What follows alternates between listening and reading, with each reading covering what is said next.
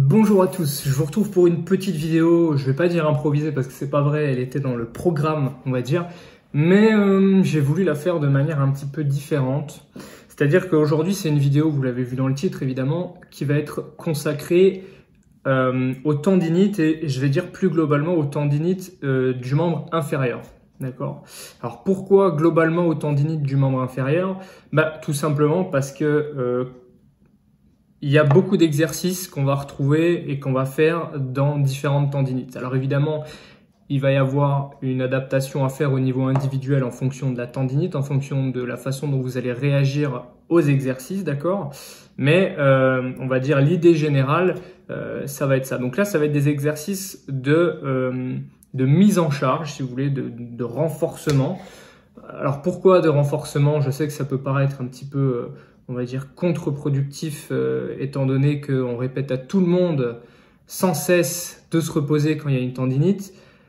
On sait aujourd'hui que c'est pas forcément ce qu'il faut faire. Évidemment, il y a quand même des cas où le repos est évidemment indiqué. Il n'y en a pas beaucoup, mais évidemment, certaines fois, c'est mieux de se reposer. Pour la majorité des cas, on a de meilleurs résultats quand on reprend, quand on réadapte, on va dire, une activité et qu'on commence à remettre progressivement en charge. Et c'est vraiment le terme, progressivement, le tendon, la zone en question, et qu'on va faire justement travailler un petit peu le tendon en charge et en décharge. Donc au niveau du membre inférieur, il faut savoir que les tendinites, elles peuvent se situer évidemment sur n'importe quel tendon, mais il y a quand même des zones, on va dire, qui reviennent. Donc de bas en haut, on va avoir le tendon d'Achille, on va avoir le tendon rotulien, on va avoir juste au-dessus le tendon quadricipital. Alors la différence, je ne vais pas dire qu'elle est anecdotique, mais elle est fonctionnelle. C'est-à-dire que le tendon rotulien, c'est la partie du tendon qui va faire la jonction entre la rotule et le tibia.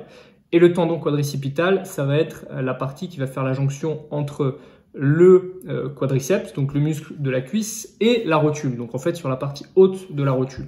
Ensuite, on peut avoir également des tendinites au niveau des fessiers et notamment du moyen fessier. Bien souvent, d'ailleurs, c'est pas forcément une tendinite, c'est une inflammation de la bourse au niveau du moyen fessier. J'essaierai de vous trouver un schéma pour vous le mettre d'un côté ou de l'autre, mais en fait, si vous voulez, le fessier, vous allez avoir le bassin, la hanche. Et là, vous allez avoir ce qu'on appelle le grand trochanter. J'essaierai de vous trouver un schéma. Et le fessier, il vient en gros en diagonale s'insérer sur cette zone-là. Et pour éviter que le tendon, entre guillemets, frotte directement contre l'os, on y met le corps. Le corps a une petite bourse prévue à cet effet pour éviter justement l'excès de frottement.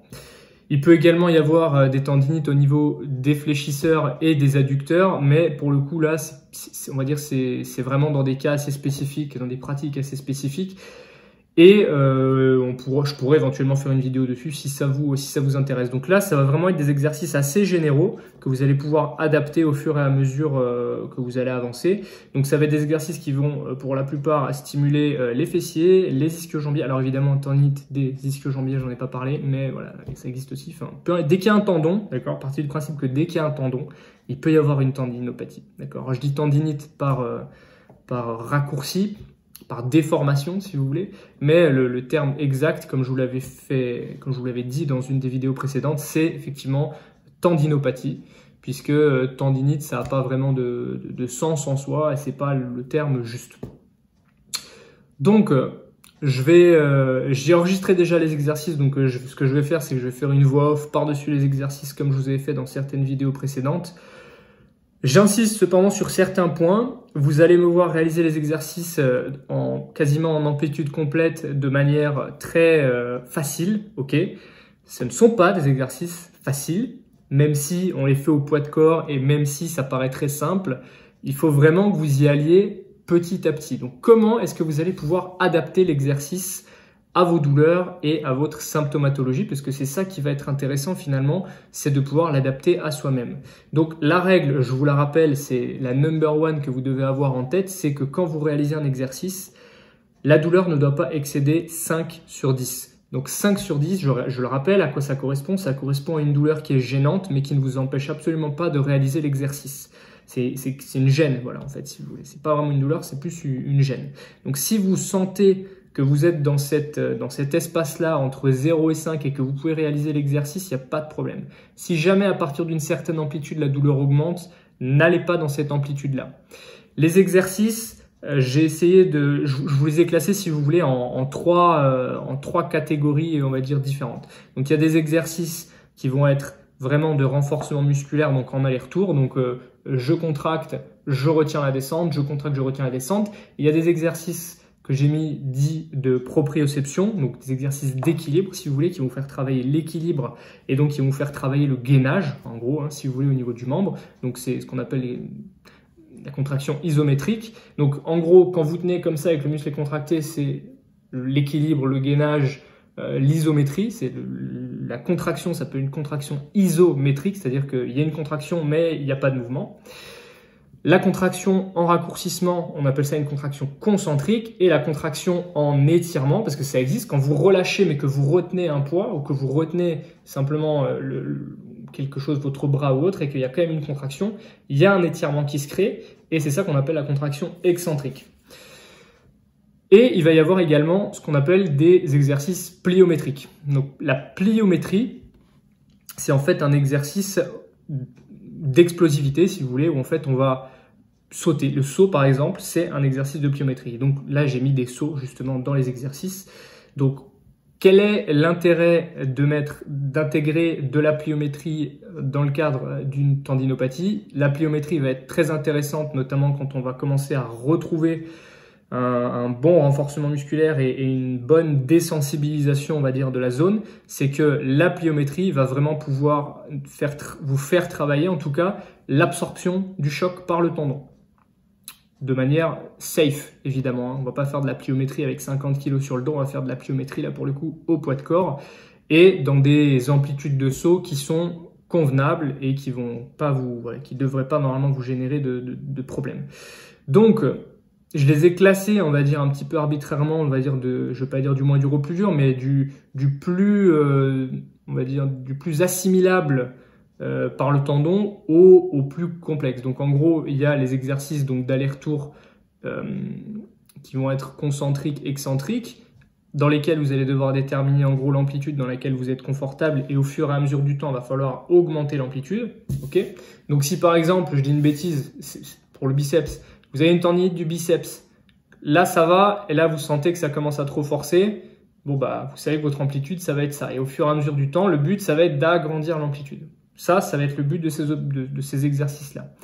Une fois que vous avez réussi à avoir la full amplitude sur le premier exercice, je vous ai rajouté une variante derrière sur une jambe du même exercice qu'il faudra réaliser, pareil, même nombre de répétitions, mais sur une jambe cette fois. Donc ça va être plus dur, c'est normal, c'est le but. Et donc on va augmenter encore la charge de travail sur le tendon. L'intérêt de le faire en unilatéral justement, c'est que vous allez avoir un travail beaucoup plus ciblé et beaucoup plus fin au niveau de la zone que vous voulez travailler. Donc deuxième type d'exercice qui vont être l'équilibre, la proprioception. Première étape, ça va être du statique pour justement faire travailler un petit peu l'endurance musculaire. Et une fois qu'on a une bonne endurance musculaire en statique, on va commencer à ajouter justement des petits mouvements. Et là, un des mouvements que j'ai choisi, c'est de vous faire une croix en fait avec la jambe, c'est-à-dire aller toucher un point devant, un point derrière, un point sur le côté et un point de l'autre côté. Vous allez voir que le dernier point, il va être assez challengeant. Et enfin, les exercices de pliométrie. Donc là, les exercices de pliométrie, pour le coup, ça va être des sauts, simplement. Donc, un saut l'un après l'autre et après des enchaînements de sauts juste avec les chevilles. Donc là, pareil, ça va faire travailler essentiellement les mollets, mais les quadriceps et les ischio-jambiers vont entrer également en jeu, et les fessiers également pour l'amorti. Donc, je reviens juste sur une petite chose que j'ai dite avant pour pas qu'il y ait de malentendus. Quand je dis que c'est le tendon qui va absorber le choc, il faut pas le voir de manière passive, d'accord? C'est-à-dire que le muscle va d'abord encaisser ça, mais par effet d'élasticité, si vous voulez, cette absorption va également se transmettre au tendon, et c'est ça qui va permettre au tendon en fait d'améliorer, on va dire, sa résilience au niveau de l'absorption des chocs. Parce que quand il y a une tendinopathie, justement, on perd, on va dire, un petit peu cette capacité d'absorption des chocs par le tendon, qui est un de ses rôles notamment, et donc il faut pouvoir la retrouver, et donc c'est tout l'intérêt d'avoir une progression au sein des exercices que je vous propose et que votre kiné, que n'importe qui vous proposera, votre ostéopathe ou autre. c'est vraiment important d'avoir une progression et de suivre une progression qui soit adaptée à chacun. Donc, je vous ai mis des exercices. Si ces exercices, il n'y en a aucun qui vous convient, il ne faut surtout pas hésiter à ne pas les faire. Hein, d'accord. Si ça vous convient, au contraire, continuez-les. Et bien sûr, évidemment, à partir du moment où vous vous sentez très à l'aise et qu'il n'y a pas de douleur dans l'exercice, n'hésitez pas à mettre un petit peu de poids. Si vous avez des poids à la maison, des petites haltères de 2, 3, 4, 5, 6 kilos, voire 10 kilos, si vous êtes à l'aise et que vous réalisez l'exercice correctement et que vous n'avez pas de douleur, voilà, il faut, je veux dire, il n'y a pas besoin d'aller chercher midi à 14h, c'est que ça fait du bien.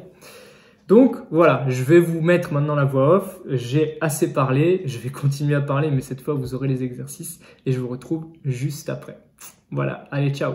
Bien, alors, on se retrouve pour le premier exercice. Donc, premier exercice, ça va être ce qu'on appelle un relevé de bassin ou un hip thrust pour ceux qui sont un peu initiés au langage muscu. Donc, en fait, là, l'objectif, ça va vraiment être de tonifier en fait les fessiers et les ischio-jambiers. Donc, voilà, on met les omoplates en fait sur l'angle du canapé. Les pieds de telle manière, de façon à avoir les genoux à 90. Et ce qu'on fait, c'est que boum, on pousse le bassin vers le haut et on essaye d'avoir les genoux, les hanches et le tronc alignés pour faire comme une table un petit peu. Et vous allez faire des séries au départ de 10 répétitions. Si 10 répétitions, c'est jouable pour vous, vous augmentez progressivement, vous rajoutez une répétition à chaque fois. Donc c'est des choses que vous ferez 3 fois dans la semaine, d'accord? Vous choisissez un exercice à chaque fois, le plus facile dans les 3 catégories dont je vous ai expliqué, et vous allez évidemment faire 3 à 4 séries de 10 répétitions au départ pour cet exercice-là. Donc voilà, une fois que vous aurez l'habitude et que vous y arriverez, on fera le même exercice, mais cette fois-ci sur une seule jambe. Donc là, pareil, ça va être plus technique, il va falloir avoir un petit peu plus de force et ça risque de brûler un petit peu plus au niveau des fessiers et des ischio-jambiers. Toujours essayer d'avoir une amplitude complète et de faire un mouvement propre. Le but, c'est d'avoir la stimulation au bon endroit et de la bonne façon. D'accord ? Ça ne sert à rien de vouloir aller vite, ça ne sert à rien de vouloir se presser, se speeder. Si on n'arrive pas à faire le mouvement, c'est pas grave, on réduit le nombre de répétitions, on réduit l'amplitude. Il faut vraiment l'adapter à vous. Et vu que je ne peux pas être avec vous pour vous montrer, je suis obligé de vous donner les consignes un petit peu comme ça. Donc ça, c'est vraiment un exercice qui est top pour les fessiers et pour les ischio-jambiers. Tout simplement parce qu'on a une super activation, là, notamment des ischios et des fessiers. Donc pour les tendons, c'est top. Donc deuxième exo, la proprioception en statique. Donc là, voilà, je vous montre, il faut garder le genou fléchi pour engager justement les quadriceps. Et on tient comme ça, vous allez faire des séries, vous allez faire 4-5 séries de 30 secondes à chaque fois.